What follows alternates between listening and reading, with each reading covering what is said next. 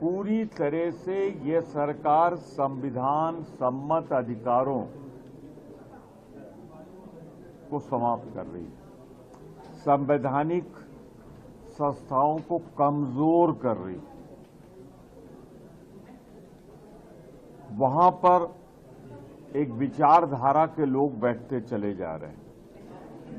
और दूसरी और तीसरी सबसे बड़ी समस्या जो विपक्ष उठाएगा, हमारी विदेश नीति कहां पहुंच गई। कोई हमारे साथ नहीं खड़ा, हम तलाशी नहीं पा रहे हैं कि किसके साथ चलें, कौन हमारे साथ चलेगा। हम तो चलने को तैयार हैं, कौन हमारे साथ चलेगा। आर्थिक नीति के बारे में इतना ही कह सकता हूं कि रुपया लोएस्ट 92 रुपीस पहुंच गया है। मुझे प्रधानमंत्री जी को याद दिलाने की जरूरत नहीं है कि जैसे जैसे रुपया गिरता है वैसे वैसे देश की साख गिरती है। और मुझे तो प्रधानमंत्री जी आपकी उम्र नहीं मालूम, सही नहीं मालूम,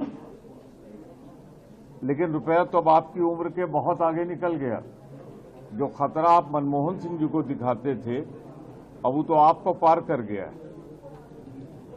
फिर लगातार यूएस का जो सैंक्शन है, रशियन ऑयल का मसला है, जिस तरीके से पोल्यूशन का सबसे भयानक स्वरूप हम लोगों ने देखा है दिल्ली में और जगहों पे, ये मुद्दा भी हम उठाएंगे। पिछली बार कोशिश की थी, नहीं आ पाया था, पर इस बार हम उठाएंगे।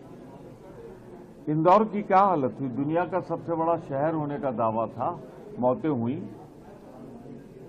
गांधीनगर, प्रधानमंत्री और गृह मंत्री का क्षेत्र, वहां लोग बीमार हो रहे हैं, तो बचा क्या।